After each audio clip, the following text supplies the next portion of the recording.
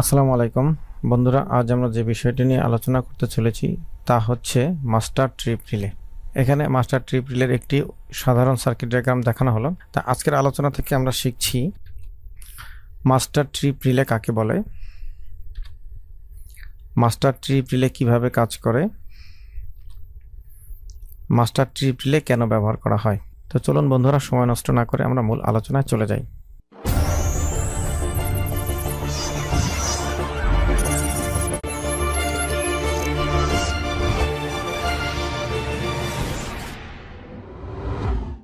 আমরা প্রথমেই জানবো মাস্টার ট্রিপ রিলে কাকে বলে। মাস্টার ট্রিপ রিলে হচ্ছে একটি কন্টাক্ট মাল্টিপ্লিকেশন রিলে অথবা অক্সিলারি রিলে, যাহা অনেকগুলো প্রোটেকশন রিলে হতে আগত সিগন্যালের মাধ্যমে সার্কিট ব্রেকারের ট্রিপ সার্কিটকে বা মেকানিজমকে অপারেট করার জন্য সিঙ্গেল কমান্ড প্রেরণ করে।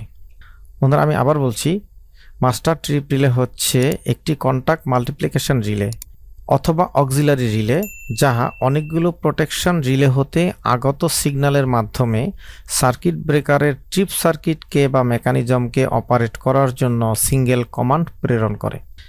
মাস্টার ট্রিপ রিলেকে লকআউট রিলে বলা হয়ে থাকে এবং ANSI কোড অনুযায়ী এটির নাম্বার 86, তাই এটিকে 86 রিলেও বলা হয়ে থাকে।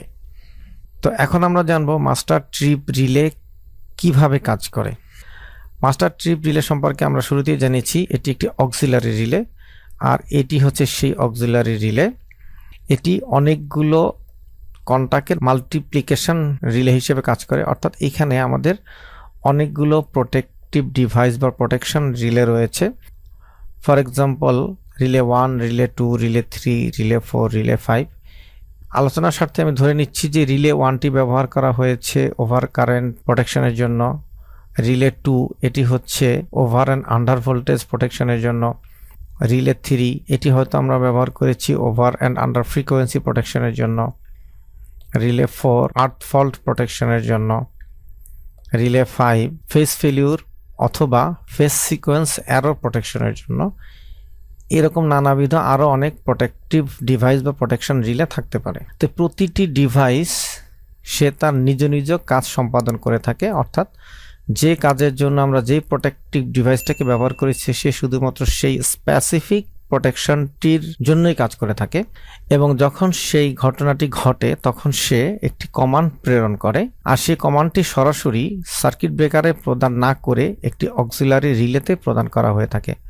তাহলে বন্ধুরা, ধরেন কোনো কারণে আমার সিস্টেমের কারেন্ট বেড়ে গিয়ে আমাদের এই প্রিসেট ভ্যালু অতিক্রম করে গেল, অর্থাৎ আমাদের ওভারলোড সংঘটিত হলো, তাহলে এই রিলেটি অপারেট করবে এবং এই কন্ট্যাক্টটি ক্লোজ হবে। ফলে পজিটিভ সিগন্যালটি এই পথ দিয়ে এসে সরাসরি আমাদের এই অক্সিলারি রিলে বা এমটিআর এর কয়েলকে অ্যাক্সুয়েট করবে বা এনার্জাইজড করবে, ফলে এটি অপারেট করবে এবং এই ওপেন কন্ট্যাক্টটিকে ক্লোজ করবে। ফলে আমাদের এই সার্কিট ব্রেকার তার ট্রিপ মেকানিজম ট্রিপ করার জন্য একটি কমান্ড প্রাপ্ত হবে। তাহলে দেখা যাচ্ছে যে এখানে প্রতিটি প্রোটেক্টিভ ডিভাইস তার নিজ নিজ কাজ সম্পাদন কল্পে বা তার নিজ নিজ কাজ সমাধানান্তে একটি করে কমান্ড প্রেরণ করবে, যা প্রতিটি কমান্ডেই সরাসরি সার্কিট ব্রেকারে প্রদান না করে একটি অক্সিলারি রিলের মাধ্যমে সার্কিট ব্রেকারকে প্রদান করা হচ্ছে।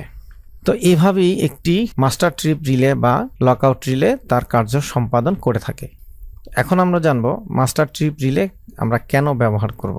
তো প্রথমেই যদি আমরা প্রতিটি প্রোটেক্টিভ ডিভাইস বা প্রোটেকশন রিলে হতে সার্কিট ব্রেকারের ট্রিপ মেকানিজমকে বা ট্রিপ সেকশনকে অপারেট করার জন্য কমান্ড প্রদান করতাম, তাহলে এখানে ওয়ারিংয়ের একটা জটিলতা হতো, এবং সেই জটিলতা বা ওয়ারিংয়ের সহজীকরণ করার জন্য এখানে প্রতিটি প্রোটেক্টিভ ডিভাইস হতে সিগন্যাল কমান্ড সরাসরি সার্কিট ব্রেকারে প্রদান না করে একটি অক্সিলারি রিলেতে প্রদান করা হয়েছে।